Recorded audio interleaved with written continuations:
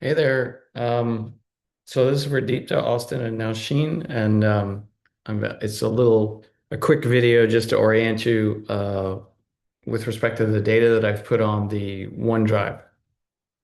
Sorry it took so long. There was problems uploading. It wasn't doing it correctly for a while, but I think it should be okay now. I sent a link and an invite to Deepta to her email, so you should be able now to see these two files, which are zip files, and they're in the OneDrive for the project.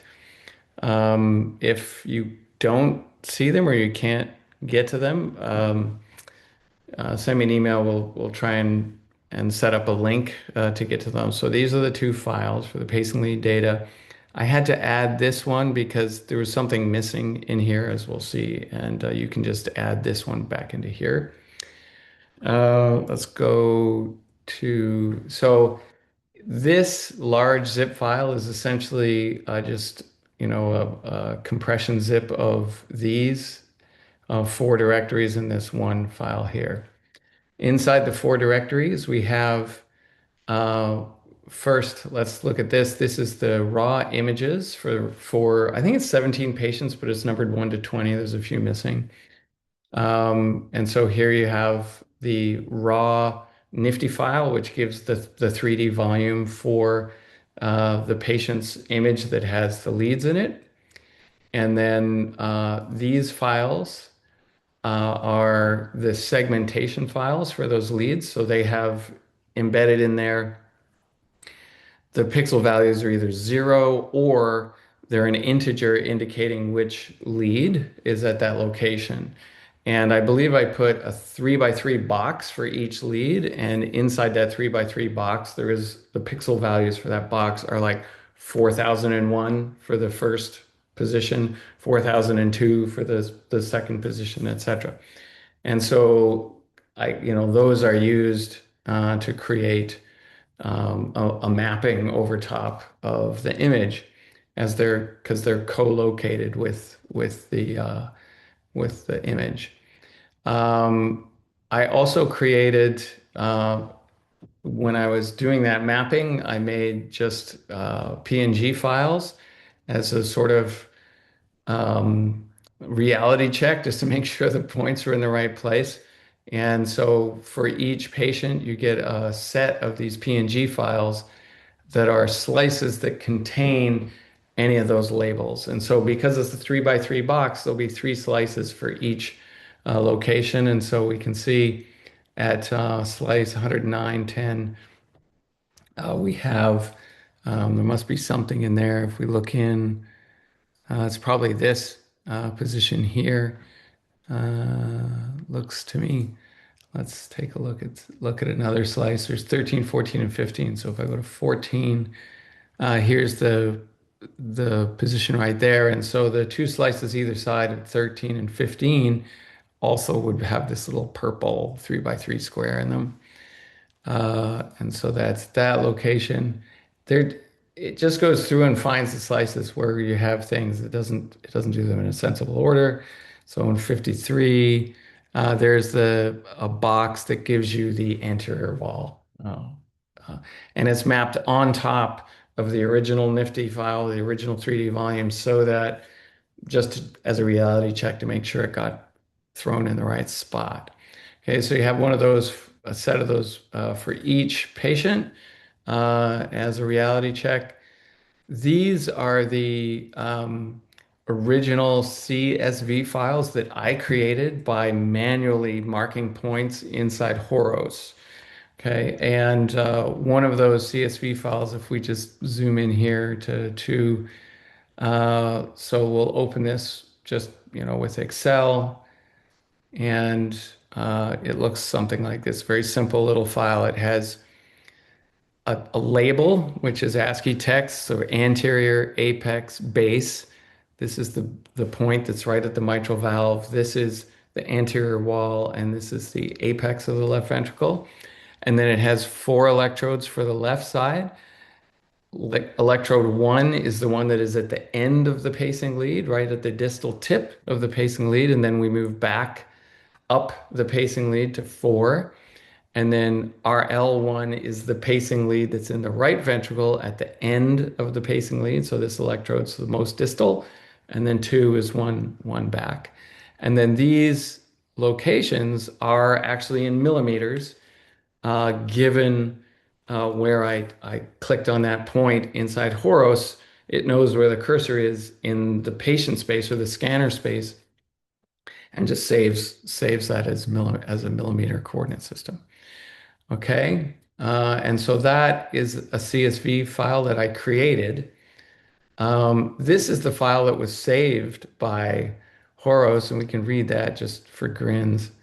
If I open it with like a editor like TextEdit,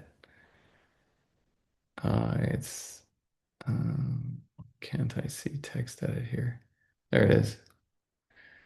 And this is the file, right, that Horos makes. Okay, which is, as you can see, is some kind of binary encoding of that file. However, the positions that I marked are here, right, as ASCII. So this is a pixel value, and then this is the position actually in spatial coordinates here. And if you look back, there's also ASCII somewhere in here that gives which position this is. This is like anterior position or LL1 or something like that. Like if I do a control F and search on LL1, there it is right there, right? So it just looks through and finds LL1, and then it knows that the next triplet here is the position of LL1. Pain in the butt, right? So it made that CSV file from this, I wrote some Python script or something to take these that were mapped out and make this thing. And then I made also a bullseye map once I transformed back into cardiac coordinates. This is the anterior wall, the septum, lateral wall, inferior wall, and this is apex up to base, normalized to 1 here.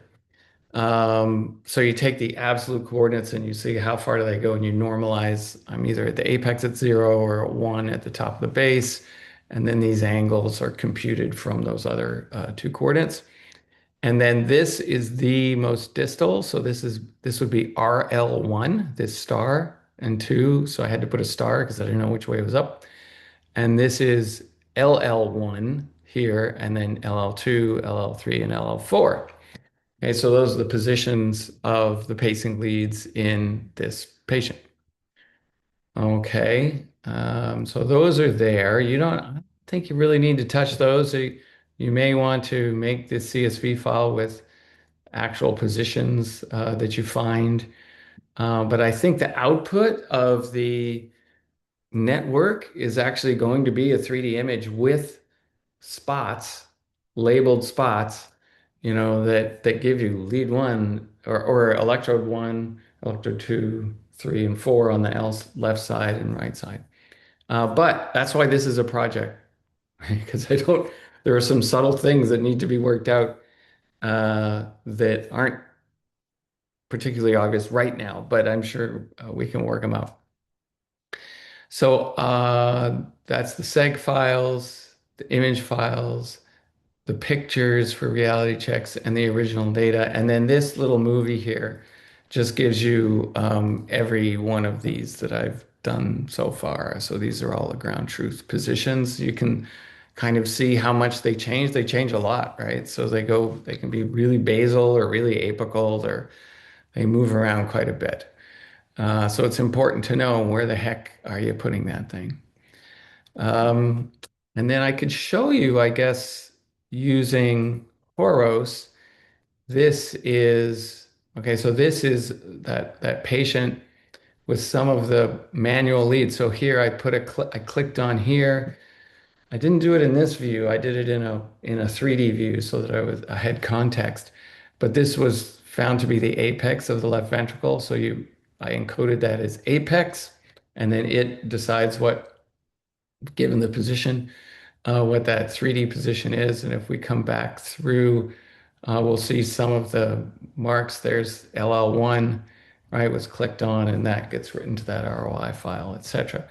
and that goes back. And so this is a scan that was done on the patient the day after they had these leads implanted to validate where the leads are. The day before that scan was done, they had a total functional scan, and we can take a look at that. We won't be using these, but if I do that, and then, sorry, let me hide this. Go to 4D viewer.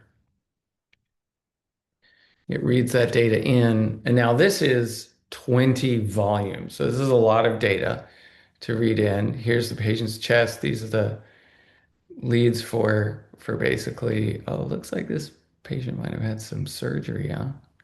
Is that right? Yep. Those are sternal wires. And so there's the left ventricle. And what we can do is we can play a movie and take a look at the motion of the left ventricle in this patient prior to the CRT therapy being implemented. And so if we just stare at that for a minute, you can see that there's a chunk of tissue right here that, boom, goes in and then right back out because it contracts early against no load, right? Because the pressure isn't high in the ventricle. And then this free wall contracts late and pushes it backwards. And so this and all of this energy going into contracting the septum is basically not contributing to ejecting blood at all. We just get this dysynchrony, right? And so the idea is we're going to put a pacing lead over here and a pacing lead here, and you just saw them, right? And we're going to use those pacing leads to synchronize the contraction of both sides of the heart here. And the big issue is like, where do you put this lead? Which electrodes should you pace from? And how far should you push the electrode down in order to get this dysynchrony fixed? So this is Horos, and Horos is very useful in that you can make 3D views in multiplanar views. So if I have my heart here, I can line everything up so that I'll get short axis and long axis views. So if I do like this and I take this and I put it down at the apex, put it through the mitral valve, and put this one over at the apex, and put this through at the mitral valve. Now, this view over here, right, which is this blue line, as I put that blue line through the heart, it's going through, and I see these really nice short axis views of the heart. I can align what, so when we're trying to make the bullseye, for example, we need to know where is this position, the top of the heart. And so I could actually rotate that a bit to get it closer to the coronary. And so now I have bang, that's my anterior wall here, right? This is my base of the heart, and this is my apex, right? So I can hit all of those points actually over here. I can say, click on here for apex, click on here for base, click on here for anterior wall. And those 3 points are now into the ROI file, and then we put them in the CSV file. Now, we have to do that again for the heart the next day, right? Because the patient goes in and they're in a different place and everything. So those two coordinate systems need to be aligned to determine where in this heart, where we're watching this movie, where in this heart we would see those pacing leads placed. Very important. Okay, and you can see here on the septum how it kicks in early. So basically, you see it push in and then get pushed back.